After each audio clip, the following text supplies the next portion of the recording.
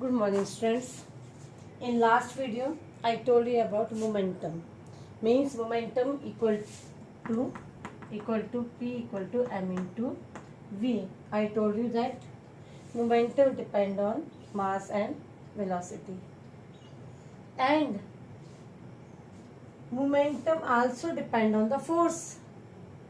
मैंने आपको बताया था कि अगर एक कार है वो चल नहीं रही है, बाई चांस उसकी बैटरी खराब हो गई और उसको कुछ देर तक चलाना है जिससे कि वो स्टार्ट हो जाए, तो आप उस कार को धक्का लगाओगे तो फोर्स लगाया, फोर्स लगाने से उसके अंदर मोमेंटम पैदा होगा, मीन्स वो स्टार्ट हो जाएगी। लेकिन फोर्स लगा के छोड़ देने से कार नहीं स्टार्ट होगी, उसको कुछ दूर तक फोर्स लगाना पड़ेगा continuously, means it depend on time also. तो इधर सेकेंड लॉ क्या कहता है, देखो, the rate of change of momentum, rate of change of momentum को ऐसे लिखते हैं dp अपॉन dt।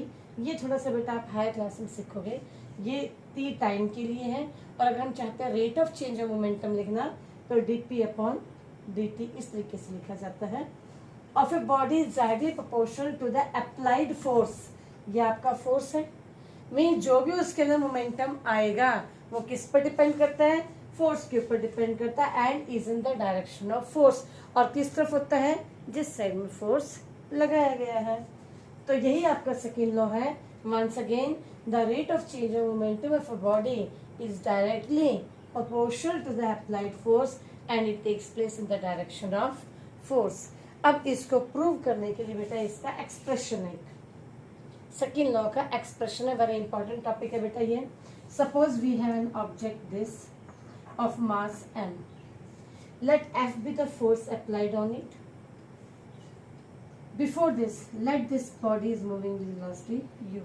हमारे पास एक ऑब्जेक्ट है, कोई भी या बॉडी है, उसका मास m है, u वेलोसिटी से वो चल रहा है, हमने उसे फोर्स दिया फॉर टाइम t के लिए दिया। अब कुछ देर के बाद उसके अंदर एक्सेलरेशन, जैसे हमने फोर्स लगा तो उसका मतलब उसके अंदर एक्सेलरेशन पैदा होगी।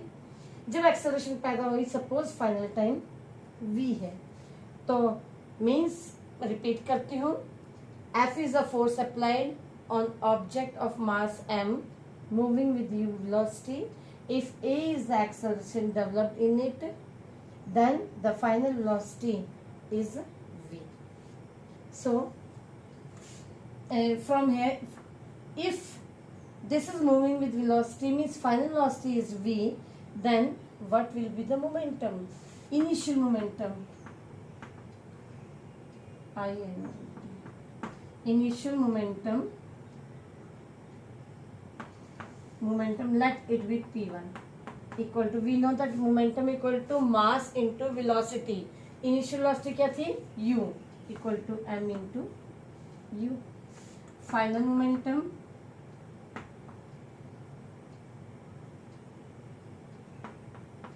P2 equal to m into v. But I am not putting arrow on u and v. We know that it is a vector quantity, but you can do it without using the arrow. Now change in momentum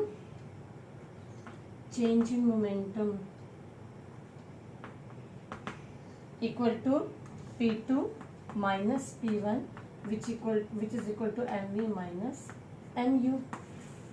बेटा ये change in momentum आ गया। अब हमें क्या चाहिए, rate of change of momentum, rate of change of momentum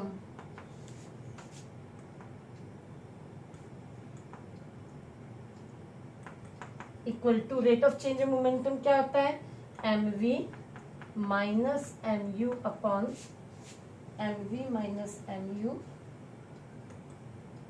let it be here, mv minus mu upon t, means ये है rate of change of momentum.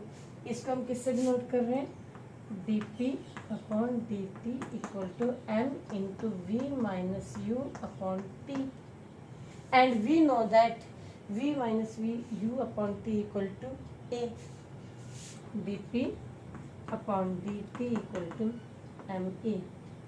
But from second law of motion we know the rate of change of momentum is directly proportional to applied force, dp upon dt equal to f। Means rate of change of momentum किसकी equal है? Force की equal है। तो अगर हम देखें means directly proportional to force है, तो dt upon dt equal to, suppose proportional to constant k है, k into F. If k equal to 1 then dp upon dt equal to, dp upon dt किसके equal हो जाएगा? f के।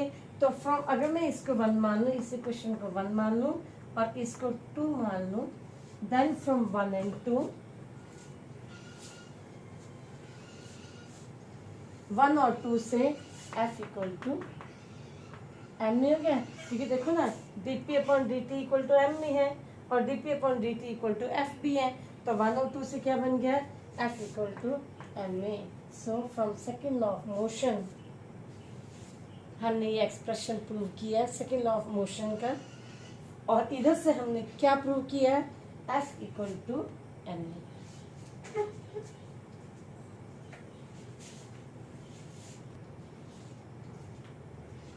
Now बेटा f equal to ma।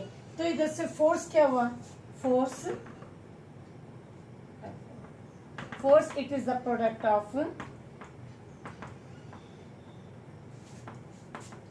Of mass and acceleration produced in a body. Now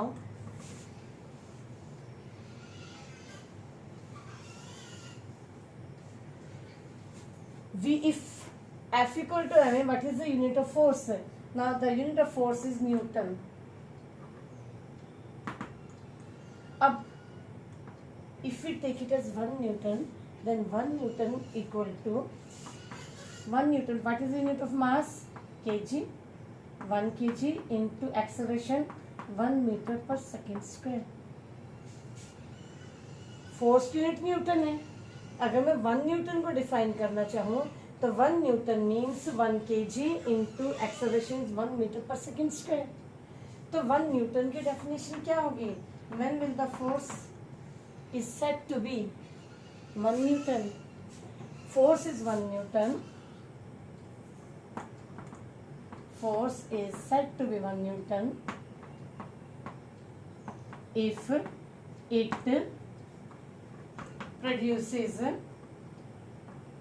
an acceleration of 1 meter per second square in a body of mass 1 kg। अगर हमारी body 1 kg है और उसके अंदर अगर हमारा फोर्स इतना लगता है कि वो उसके अंदर एक्सेलरेशन 1 मीटर पर सेकंड स्क्वायर प्रोड्यूस कर दे, तो हम कहेंगे फोर्स कितना है? 1 न्यूटन। वेरी इंपॉर्टेंट डेफिनेशन है बेटा 1 न्यूटन की। अब इसी तरह से ये तो है इसकी एसआई यूनिट, फोर्स की जो 1 न्यूटन है ये एसआई यूनिट है। अगर हम सीजीएस यूनिट लें तो उसमें इसकी यूनिट आती है डाइन। अब 1 डाइन क्या होगा? उस समय पर आपका मास किस में होगा? केजी की जगह ग्राम में होगा और एक्सेलरेशन किस में होगी? 1 मीटर की जगह सेंटीमीटर पर सेकेंड स्क्वायर। तो 1 डाइन क्या होगा? 1 dyne force is said to be 1 dyne if to be 1 dyne if it produces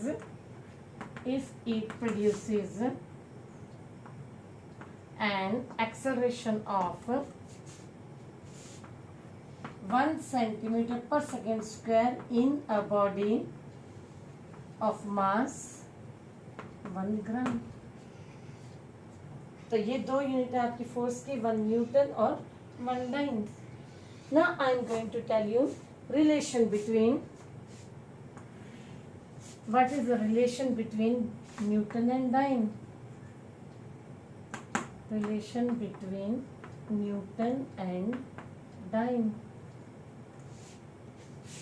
Beta we know 1 Newton equal to 1 kg 1 kg into 1 meter per second square।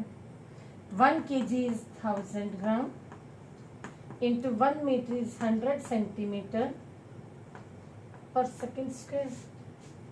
In 1 meter there are 100 centimeter, so it will become 10 to the power, let me put 5 zeros, gram centimeter per second square, or 1 Newton equal to 10 to the power 5 dyne, because gram centimeter per second square is dyne. So this is the relation between Newton and dyne.